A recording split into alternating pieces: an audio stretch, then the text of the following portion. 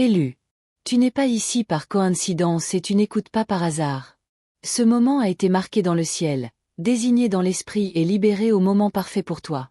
La richesse ne concerne pas toujours uniquement l'argent. Elle concerne le dessein divin, l'héritage et l'élévation. Et tu as été mis à part pour plus que la simple survie. Tu as été choisi pour briser les cycles, pour mettre fin au schéma de manque, et pour établir quelque chose d'entièrement nouveau pour ta lignée. Élu. Lorsque Dieu pose ses yeux sur une personne, il ne la bénit pas simplement pour elle-même. Il la désigne comme un vase, un porteur, un canal vivant par lequel la bénédiction coule vers tous ceux qui lui sont connectés. C'est pourquoi ton esprit a été agité. C'est pourquoi les chemins ordinaires ne t'ont jamais satisfait. Tu te tiens au bord d'un changement surnaturel ou une élévation soudaine, une provision divine et une transformation marquée par le ciel commencent à se manifester. Ouin, l'Écriture nous rappelle dans Habakkuk 2h3 que la vision attend son temps fixé, mais lorsqu'elle parle, elle ne ment pas. Ce qui a été préparé pour toi n'a pas été retardé. Cela, musique, a été préservé. Tu entres en alignement avec ce qui a été écrit avant même que tu ne le reconnaisses. Et souviens-toi, élu, les rappels de Dieu n'arrivent pas toujours par des paroles fortes ou des explications. Parfois, ce qui te soutient est quelque chose de silencieux, simple et constant vers lequel revenir dans les moments de réflexion. Ce qui a été préparé repose juste en dessous, attendant dans le calme. Élu, tu es ici parce que quelque chose en toi était déjà préparé avant que ce moment n'arrive. J'ai appris, à travers mes propres saisons de confusion et d'attente, que le ciel n'interrompt pas une vie au hasard. Lorsqu'une parole t'atteint et s'enracine profondément au lieu de simplement passer, c'est parce que ton esprit était déjà accordé pour la recevoir. Ce n'est pas une information. C'est un alignement. C'est le genre de moment dont parle Ecclésiaste, un temps fixé pour un dessein sous le ciel. Et en ce moment même, le ciel se penche sur ton histoire. Ouin, je veux te parler non comme quelqu'un qui se tient au-dessus de toi, mais comme quelqu'un qui a traversé des saisons où rien n'avait de sens, où la provision semblait retardée, et où l'appel paraissait plus lourd que les ressources. Je me souviens des moments où je regardais mes circonstances et pensais, si cette promesse est réelle, pourquoi ma réalité ressemble-t-elle à cela? Et pourtant, chaque retard façonnait le discernement. Chaque porte fermée affinait ma vision. Ce que je ne savais pas alors, c'est que Dieu ne retenait pas. Il me préparait à porter quelque chose sans être écrasé par cela. Élu, il y a une raison pour laquelle la richesse a toujours eu une signification différente pour toi. Tu ne l'as jamais vue comme les autres, même lorsque tu ne l'avais pas. Alors que les gens autour de toi parlaient de l'argent avec peur, honte ou résignation, quelque chose en toi refusait silencieusement ce récit. Tu n'avais peut-être pas les mots pour l'exprimer à l'époque, mais au fond, tu comprenais que l'argent n'est pas un maître. C'est un outil. C'est un vecteur. C'est un moyen, pas une identité. Cette compréhension ne vient pas seulement de l'éducation. Elle vient de l'assignation. Je me souviens d'avoir été assis dans des pièces où les gens se plaignaient sans cesse du manque, des systèmes, de l'injustice de la vie. Et bien que je ressentais de l'empathie, je ne pouvais jamais adhérer totalement à cet état d'esprit. Quelque chose en moi posait toujours des questions différentes. Comment cela grandit-il? Comment cela se multiplie-t-il? Comment cela devient-il durable? Ce même schéma est en toi. Tu penses en termes de système, pas de survie. Tu penses en termes d'héritage, pas seulement de soulagement. Ce n'est pas seulement de l'ambition. C'est de l'intendance. Réveille-toi. Élu. C'est le premier signe. Tu penses différemment à propos de l'argent parce que tu n'as jamais été destiné à le servir, le craindre ou le poursuivre aveuglément. Tu le vois comme une semence. Tu comprends, même instinctivement, que ce qui est planté avec sagesse produit du fruit au-delà d'une seule saison. Alors que d'autres dans ta famille ont peut-être été enseignés que la richesse est dangereuse ou réservée à quelqu'un d'autre, tu as silencieusement rejeté ce plafond, non par rébellion mais par reconnaissance. Ton esprit savait que le manque n'était pas ton héritage. Ouin. Cet état d'esprit t'isole souvent avant de t'élever. Les gens ont pu mal comprendre tes questions, tes idées, ton refus de te contenter du minimum. Je sais ce que cela fait d'être qualifié d'irréaliste simplement parce que tu refuses de normaliser la limitation. Mais ce qu'ils appelaient irréaliste était en réalité prophétique. Tu voyais ce qui ne s'était pas encore manifesté. C'est ainsi que fonctionne la foi. Hébreu nous dit que la foi donne une substance à ce que l'on espère bien avant que cela puisse être prouvé. Élu, penser en termes de richesse n'est pas de l'avidité lorsqu'elle est enracinée dans la responsabilité. Tu ne désires pas l'abondance pour impressionner. Tu la désires pour bâtir, stabiliser, protéger et changer la trajectoire de ceux qui viendront après toi. C'est pourquoi tu penses à la propriété, pas seulement aux revenus. C'est pourquoi tu imagines des actifs qui te survivent. C'est pourquoi ton esprit se tourne naturellement vers des entreprises, des terres et des structures qui produisent plutôt que de se dégrader. Tu n'es pas obsédé par l'argent. Tu es engagé envers l'impact. J'ai besoin que tu entendes cela clairement. Cette clarté n'a pas été apprise par accident. Elle t'a été confiée. Dieu ne révèle pas des plans à tout le monde. Il les donne à ceux qu'il a l'intention d'utiliser comme bâtisseurs. L'Écriture parle de Joseph à qui l'avenir a été montré bien avant qu'il n'ait l'autorité pour le gérer. Les rêves sont venus d'abord. La maturité est venue plus tard et la provision a suivi au temps fixé. Élu, si tu t'es déjà senti déplacé dans des conversations sur l'argent, le dessein ou le succès, c'est parce que tu n'étais pas destiné à te fondre dans la masse. Tu étais destiné à changer l'atmosphère. Ce premier signe est subtil, mais il est fondamental. On ne peut pas bâtir une richesse générationnelle avec une mentalité de survie. Le ciel a reprogrammé ta pensée tôt musique parce que ton assignation l'exigeait. Et à mesure que nous irons plus en profondeur, tu commenceras à voir que cette manière de penser n'était que le début. Ce que Dieu a planté dans ton esprit te préparait à ce qu'il a l'intention de placer entre tes mains. Élu. Il y a un poids que tu portes depuis aussi loin que tu te souviennes. Et il n'a pas commencé avec toi. Bien avant que tu comprennes des mots comme responsabilité ou destinée. Musique, tu le sentais dans ta poitrine. Une pression silencieuse, une certitude inexprimée que ta vie comptait au-delà de ton propre confort. Alors que d'autres avançaient librement, musique prenant des décisions sans conséquence, tu ressentais que tes choix résonnaient vers l'extérieur, touchant les personnes que tu aimais, celles qui t'ont précédé et celles qui viendraient après toi. Ouin, c'est le deuxième signe, et il n'est pas léger. Tu portes des fardeaux générationnels. Je veux parler honnêtement ici, pas de manière romantique. Ce fardeau ne semble pas toujours spirituel. Parfois il semble épuisant. Parfois il semble injuste. Je le sais parce que j'ai vécu des saisons où je sentais que si j'échouais, ce ne serait pas seulement mon échec. Il se répercuterait en arrière et en avant. Les factures, les attentes, les espoirs inexprimés et les déceptions silencieuses semblaient reposer sur mes épaules. Et peut-être connais-tu aussi ce sentiment. Élu. Beaucoup de gens vivent seulement pour eux-mêmes. Leurs victoires sont personnelles et leurs pertes restent contenues. Mais ta vie n'a jamais fonctionné ainsi. Quand tu réussis, d'autres respirent plus facilement. Quand tu luttes, d'autres ressentent la tension. C'est comme si ta vie avait été désignée comme un point charnière. Ce n'est pas une coïncidence. C'est un appel. L'Écriture parle de ceux qui se tiennent à la brèche. Ceux qui réparent les fissures et restaurent les sentiers où l'on peut habiter. Tu es l'un d'eux, que tu l'aies demandé ou non. Ouin, ce fardeau n'est pas destiné à t'écraser, bien que cela ait essayé. Il est destiné à t'éveiller. Tu es né dans une lignée qui a connu le manque, la déception, des rêves retardés ou l'instabilité financière. Tu as vu des schémas se répéter. Tu as regardé des personnes capables réduire leurs attentes parce que la survie l'exigeait. Et quelque part au fond de toi, tu as fait un vœu silencieux. Cela s'arrête avec moi. Même si tu n'as jamais prononcé ces mots, ta vie a été façonnée par cette résolution.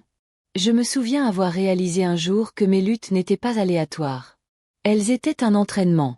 Je devais devenir plus fort que ceux qui m'avaient précédé parce que j'étais destiné à porter plus loin. Je devais apprendre la retenue, la sagesse et l'endurance parce que ce que je gérais un jour l'exigeait. C'est la vérité cachée du fardeau générationnel. Dieu ne l'assigne pas sans aussi assigner la force pour le porter. Il ne place pas de poids sur une vie qu'il n'a pas renforcée. Élu, tu as souvent eu l'impression que tu ne pouvais pas abandonner. Non parce que tu avais peur, mais parce que trop dépendait de toi. Cette conscience peut sembler lourde, mais elle est aussi révélatrice. Cela signifie que le ciel te fait confiance. Cela signifie que tu as été vu comme capable de devenir le pont entre ce qui était et ce qui sera. Les ponts ressentent la pression des deux côtés. Mais sans eux, personne ne traverse. Ouin. C'est pourquoi te contenter n'a jamais été une option pour toi. Même lorsque tu as essayé, quelque chose en toi résistait. Tu savais qu'accepter moins n'était pas de l'humilité. C'était de l'évitement. Tu comprenais, même inconsciemment, que si tu t'arrêtais trop tôt, le cycle continuerait. Et Dieu, qui voit les générations en même temps, a placé cette conscience en toi afin que la chaîne puisse enfin être brisée. Entends ceci clairement. Les fardeaux générationnels ne sont pas des signes d'abandon. Ils sont des signes de sélection. Ils signifient que des bénédictions sont en préparation et doivent passer par quelqu'un d'assez fort pour les porter sans corruption. Lorsque le poids se lèvera, il ne se lèvera pas seulement de toi, il se lèvera de ceux qui te sont connectés. Ton obéissance deviendra leur soulagement. Ta percée deviendra leur témoignage. Et aussi lourd que soit ce signe, il mène directement au suivant. Parce que le même Dieu qui place un poids allume aussi un feu. Élu. Il y a un feu en toi qui refuse de s'éteindre et aucune déception n'a pu l'éteindre. C'est le troisième signe et il est indéniable. Tu portes une ambition inexplicable.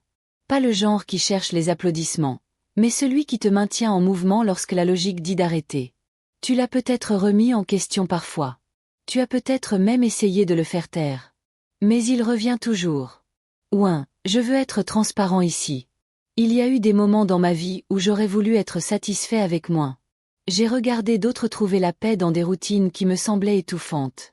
J'ai essayé de me convaincre que vouloir plus était égoïste ou irréaliste. Mais peu importe mes efforts, cette voix intérieure ne partait pas. Elle disait sans cesse, ce n'est pas la fin. Il y a plus de vent. Et je sais que tu reconnais cette voix, Élu, cette ambition n'est pas de l'arrogance. Ce n'est pas de l'agitation pour elle-même. C'est une insistance divine. C'est la manière de Dieu de s'assurer que tu n'abandonnes pas ce que tu as été créé pour porter. Une ambition comme celle-ci ne peut pas être enseignée.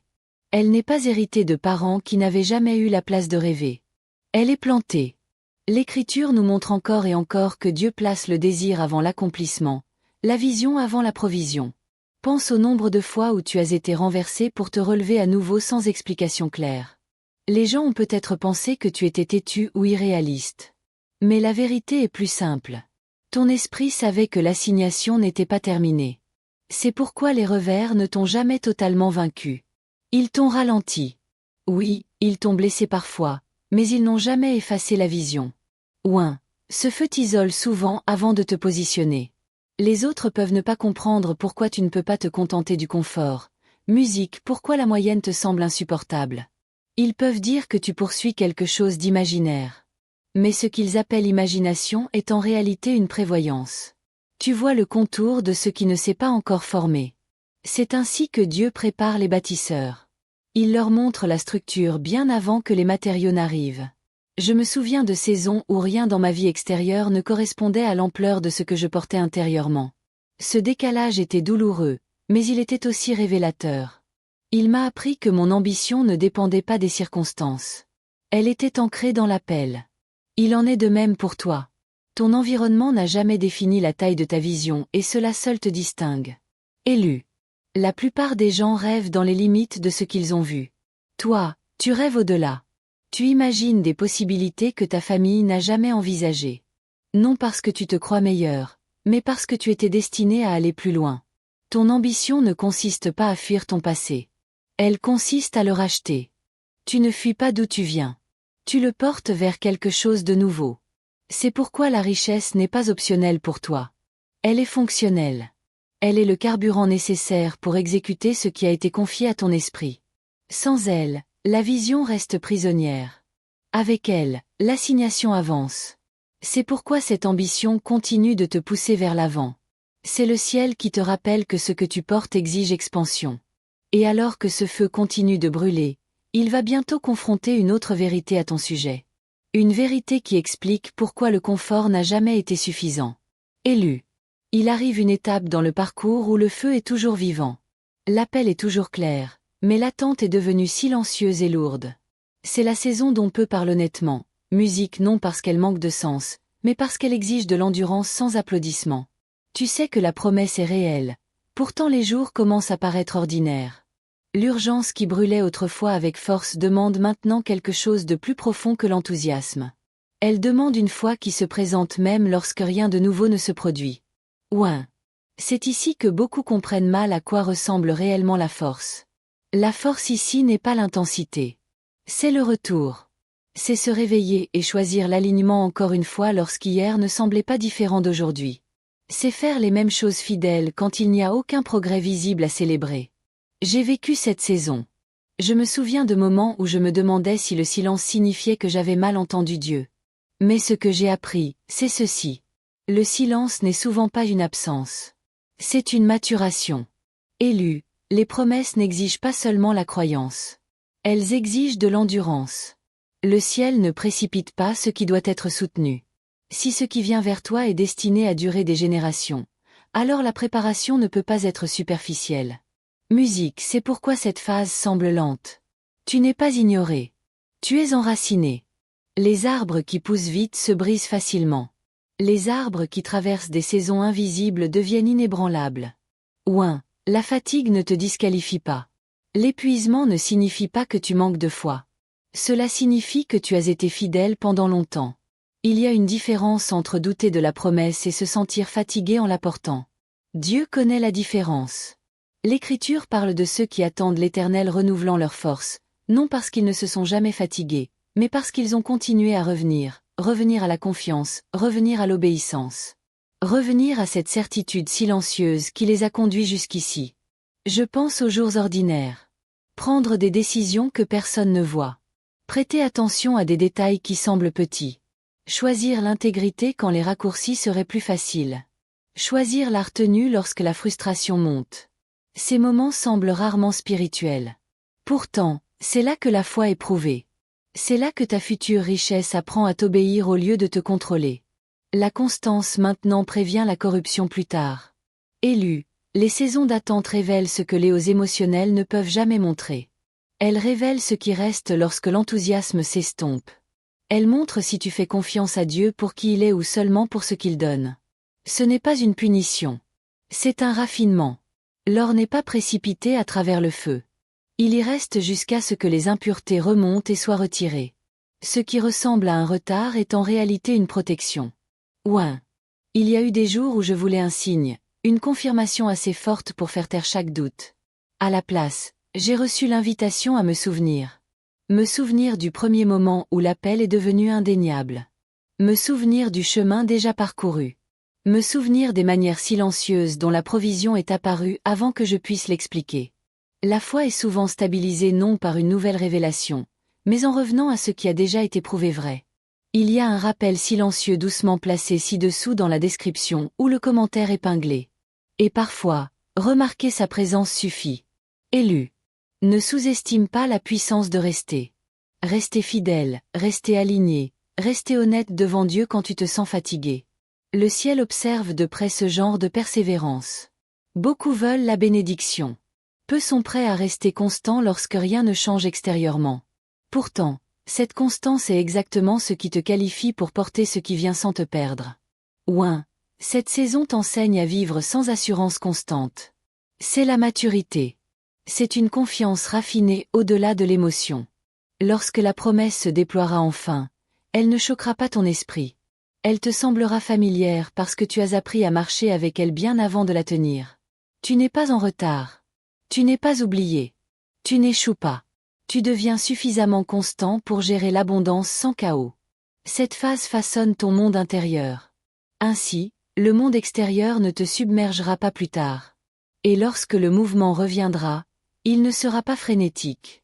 Il sera ordonné. Il sera précis. Il sera indéniablement Dieu. Tiens ferme ici. Non parce que tu attends une permission, mais parce que ce qui se forme en toi en ce moment ne peut pas être précipité. Élu. Il y a un schéma dans ta vie que les autres manquent souvent, mais que tu as ressenti encore et encore. Des portes s'ouvrent pour toi d'une manière qui ne fait pas toujours sens sur le papier. Des opportunités apparaissent là où d'autres ne voient que des impasses. Ce n'est pas parce que ton chemin a été plus facile. C'est parce que ta vue a été formée différemment. C'est le 5e signe et il porte une autorité silencieuse. Tu attires des opportunités que les autres ne voient pas. Ouin. Je veux parler ici d'expériences vécues. J'ai vu des pièces rejeter des idées qui sont devenues plus tard des tournants. J'ai vu des conversations qui semblaient banales finir par remodeler des saisons entières de ma vie. À ce moment-là, il n'y avait aucune annonce, aucun moment dramatique, juste une impulsion, un sentiment. Faites attention à cela. Et plus tard, en regardant en arrière, j'ai réalisé que le ciel avait arrangé des détails bien avant que je comprenne leur valeur. Élu, c'est ainsi que fonctionne l'alignement. Musique, la faveur arrive rarement avec fracas. Elle arrive subtilement à travers le timing, le discernement et la conscience. Alors que d'autres attendent des conditions parfaites, tu remarques le potentiel dans des lieux inachevés. Tu vois de la valeur là où d'autres voient un inconvénient. Ce n'est pas de l'optimisme. C'est de la vision. L'Écriture nous montre souvent que la provision suit l'obéissance, pas la certitude. Tu avances parce que quelque chose en toi reconnaît l'opportunité avant que la logique puisse l'expliquer. Ouin, on t'a probablement accusé d'être chanceux, mais tu connais la vérité. La chance ne t'enseigne pas la retenue. La faveur, si. La faveur t'entraîne à reconnaître quand avancer et quand attendre. Elle aiguise ta capacité à discerner quand une porte vient de Dieu et quand elle est une distraction déguisée en opportunité. Ce discernement a été construit par l'épreuve, pas par la théorie. Élu. Même dans la lutte, les portes ne se sont jamais complètement fermées devant toi. Elles se sont peut-être rétrécies. Elles ont peut-être exigé de l'humilité pour y entrer. Musique, mais elles n'ont pas disparu. C'est parce que ton assignation exige l'accès. La richesse ne vient pas seulement par l'effort. Elle vient par le positionnement. Et ton esprit a été positionné pour remarquer ce que les autres négligent. Ouin. Cette capacité te protégera plus tard. Quand l'abondance arrivera, beaucoup se précipiteront vers le bruit et l'attention. Toi, tu reconnaîtras la substance. Tu sauras quelles opportunités multiplient et lesquelles drainent. Ce discernement ne s'apprend pas dans les saisons de facilité. Il est forgé lorsque les ressources sont limitées et que les choix comptent. Ce signe ne consiste pas à poursuivre tout ce qui s'ouvre. Il consiste à reconnaître que le ciel a formé tes yeux. Et à mesure que nous avançons, tu verras pourquoi cette conscience était nécessaire avant que le prochain signe puisse émerger. Élu. À un moment donné, ton chemin a commencé à se séparer de ce qui était attendu de toi. Pas d'un coup et pas sans coup. C'est le 6e signe, et il porte souvent l'incompréhension avant de porter du fruit. Tu as été disposé à rompre avec des traditions limitantes. Ouin, musique, je sais combien cela peut être douloureux. Il existe une peine particulière qui vient du fait de dépasser des chemins familiers. Les attentes familiales, les normes culturelles, les croyances héritées concernant la sécurité et le succès forment toutes des frontières invisibles. Lorsque tu les dépasses, tu ne fais pas musique, simplement changer de direction. Tu défies ce sur quoi les autres s'appuyaient pour se sentir en sécurité. C'est pourquoi la résistance suit souvent. Élu, tu ne te rebellais pas. Tu répondais. Tu répondais à une attraction qui ne te laissait pas rester petit.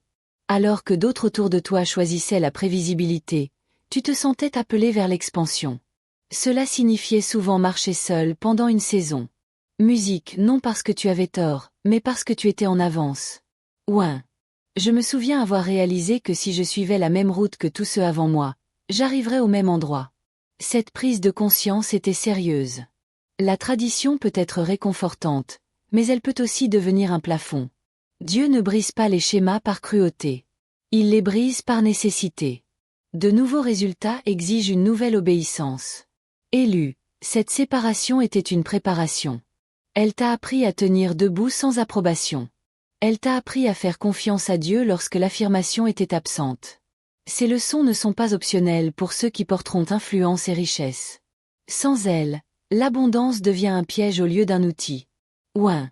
Ce que les autres voyaient comme une prise de distance était en réalité un alignement. Tu étais repositionné afin que tes décisions ne soient pas gouvernées par la peur de décevoir. Lorsque la richesse vient, elle exige de la clarté. Elle exige la capacité de dire non, même aux voix familières. Dieu a commencé à te former tôt parce que ton assignation l'exigeait. Tu n'étais jamais destiné à simplement hériter de ce qui avait été transmis. Tu étais destiné à redéfinir ce qui serait transmis à l'avenir. Et cette rupture avec la limitation n'était pas la fin de la connexion. C'était le début de l'héritage. Élu musique. Il y a une raison pour laquelle ta relation précoce avec l'argent a été marquée par la tension musique plutôt que par la facilité. C'est le 7e signe et il déroute souvent ceux qui pensent que la faveur devrait supprimer la difficulté. En vérité, Dieu permet à certains de rencontrer le musique manque tôt afin que l'abondance ne les déforme pas plus tard. Tu n'étais pas puni. Tu étais formé. Ouin musique, je parle ici avec une profonde familiarité. Je me souviens de saisons où chaque décision avait du poids parce que les ressources étaient minces. Des moments où j'ai appris à calculer, à musique attendre, à discerner la nécessité de l'impulsion. À l'époque, cela musique ressemblait à un retard. Plus tard, J'ai réalisé que c'était une discipline. Ces saisons m'ont appris à respecter l'argent avant même d'en tenir en excès.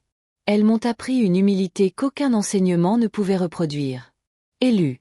Les luttes financières précoces façonnent la perspective. Elles forcent la sagesse à se développer avant que le pouvoir n'arrive. Lorsque tu sais ce que signifie étirer, prioriser, se passer de certaines choses. Tu ne gaspilles pas l'abondance lorsqu'elle apparaît enfin.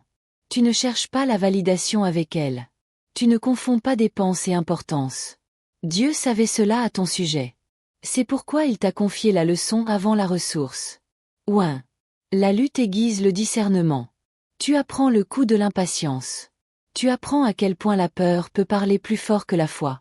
Et pourtant, tu apprends aussi comment la provision apparaît de manière inattendue. Une porte s'ouvre au dernier moment. De l'aide arrive par un canal imprévu.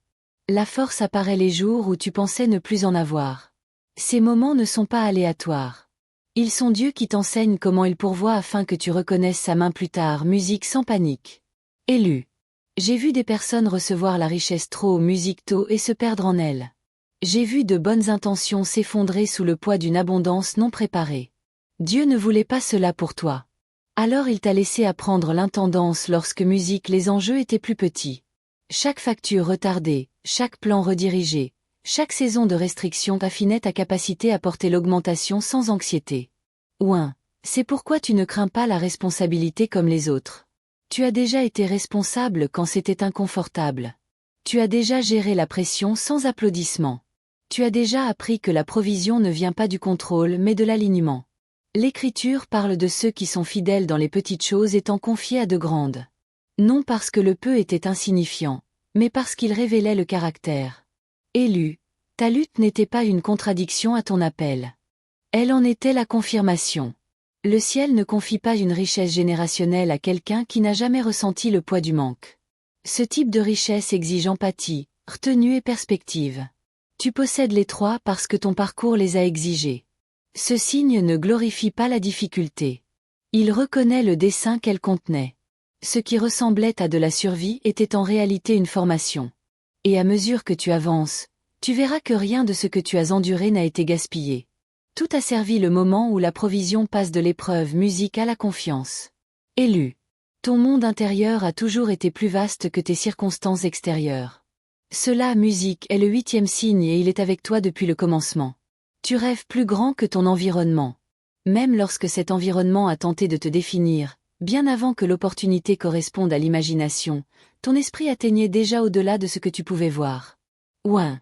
Je me souviens d'avoir grandi dans des environnements qui ne reflétaient pas ce que je portais intérieurement.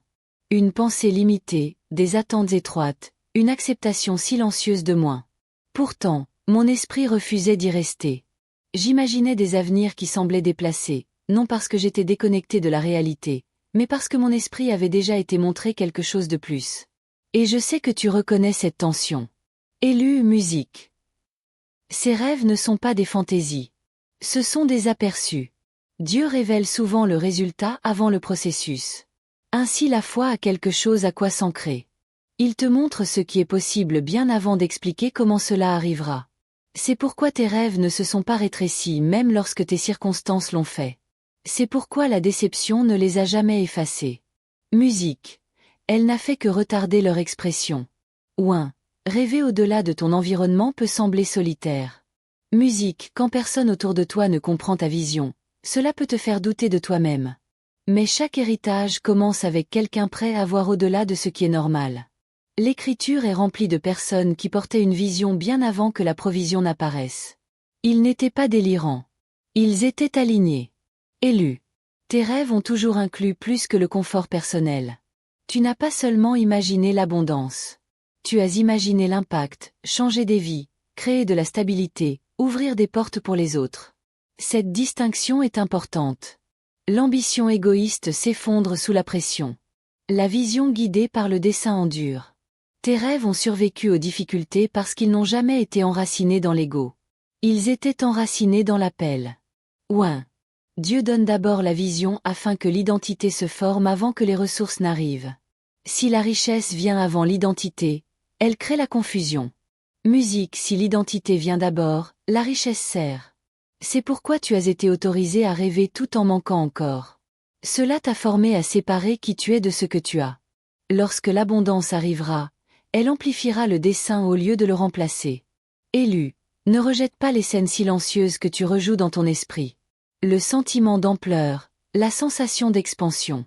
Ce ne sont pas des pensées aléatoires. Elles sont directionnelles. Elles ont guidé tes décisions même lorsque tu ne t'en rendais pas compte. Elles t'ont poussé vers l'avant lorsque te contenter semblait plus facile. Elles t'ont rappelé que ton chapitre actuel n'était pas le dernier. Ces visions t'ont préparé à reconnaître l'opportunité lorsqu'elle s'alignera enfin avec la capacité. Lorsque la réalité rattrapera l'imagination, tu ne paniqueras pas. Tu la reconnaîtras parce que tu y as déjà été dans ton esprit. Élu, tu es arrivé à la fin de ce message. Non parce que tu étais curieux, mais parce que ton esprit a reconnu ce qui était prononcé. Ces signes ne sont pas venus pour te divertir. Ils sont venus pour te confirmer. Ton parcours n'a jamais été ordinaire et ton avenir ne sera pas façonné par le hasard. Un transfert surnaturel est déjà en mouvement et tu te tiens dans ton moment exact de Kéro, le temps fixé où la préparation rencontre la libération. Ouin, ce qui se formait silencieusement en toi s'aligne maintenant ouvertement autour de toi. Le ciel t'a marqué comme porteur d'héritage, musique pas seulement de provision. La richesse liée à ta vie est intentionnelle, pure et générationnelle. Elle arrivera dans l'ordre, pas dans la confusion, et elle servira ce que Dieu a confié à ton esprit bien avant qu'elle ne touche tes mains. Reste fidèle. Reste discipliné. Reste aligné. La gratitude gardera ton cœur stable alors que la manifestation approche. Si cette parole s'est profondément installée et que tu te sens conduit à répondre, tu peux laisser une confirmation discrète dans les commentaires ou rester connecté ici alors que ces messages continuent de se déployer dans ta saison. Et souviens-toi, les rappels de Dieu ne sont pas toujours forts ou dramatiques. Parfois, quelque chose de simple a été doucement préparé dans le commentaire épinglé ou la description, prêt pour les moments où ton cœur a besoin de stabilité. Avance en paix, élu. Ce qui est écrit est maintenant en train de s'accomplir.